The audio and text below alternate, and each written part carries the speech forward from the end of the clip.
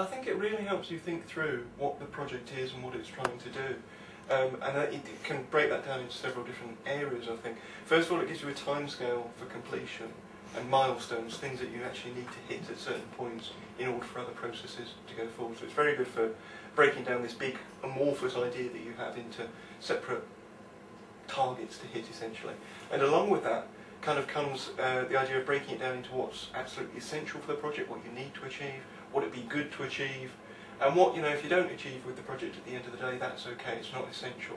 So going through the process of completing a TOC helps you filter out the essential from the important to the, well, it'd be useful, but we don't really have time for that right now. I think probably the other useful aspect of the TOC is that it gives you a document to start talking to other people about. It's a way into discussions with colleagues about what your project is trying to achieve, how it's going to do that, and how you'll know what it's achieved at the end of the day.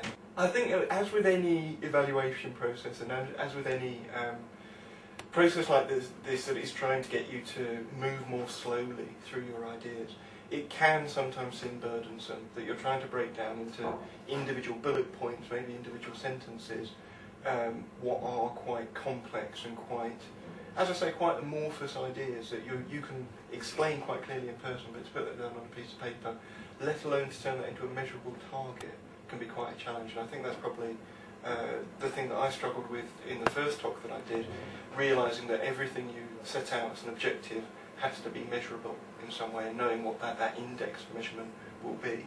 That was quite a challenge to start with. I think it was a lot easier for the second one I did, where I was aware that was the next step in the process. I think everyone brings a different perspective to it and a different set of interests as to what this project is trying to achieve.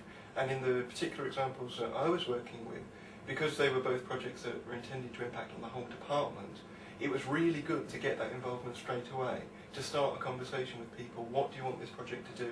How do you think it should do it? How will we know whether it's done what it's set out to do? So it's a really good vehicle for those kinds of departmental-wide conversations, which of course are absolutely essential if you want to embed the work that you're doing across the whole department and actually get some kind of group ownership of what's going on. I think breaking things down into those different columns, the stuff that you start with, and then the stuff you'll do, and then how you'll know whether you've done it or not. I think that was a very helpful way of drawing up a timetable, particularly for the evaluation activities, but also for the project activities more broadly. So one of the most useful things I think I did was actually sit down with a piece of paper and think, well, we've got these 5 modules involved with the project. 3 of them begin at this point, 2 of them begin at this point. So what evaluation materials, what evaluation activities do we need to perform at this point, at that point, 6 months later, a year later? What kind of things are we looking for in those evaluations? So it's really a really good starting point, a kind of framework to hang the rest of the evaluation activities on, because it sets things out in this chronological fashion and, as I say, in this discrete fashion where you've got individual targets that you're aiming for. I think I learned a lot about project management from using a TOC in terms of creating an actionable, workable scheme from these grand ideas that you scribble on the back of an envelope and somebody gives you money to do. So it's helpful in that sense, in terms of turning ideas into actual concrete projects and actions and things that happen, essentially.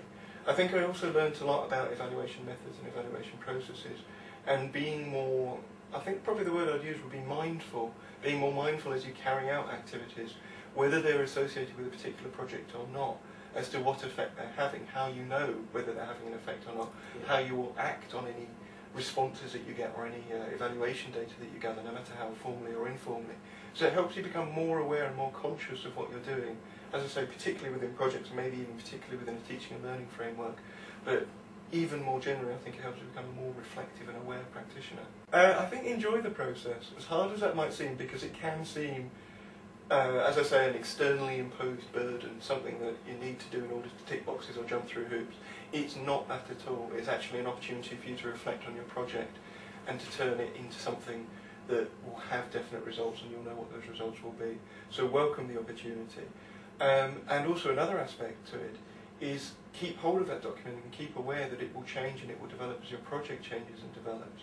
So use it as a roadmap or as a template for what you're doing in the rest of the project, because it will be a helpful source of reflection and evaluation and direction really for what you want to do.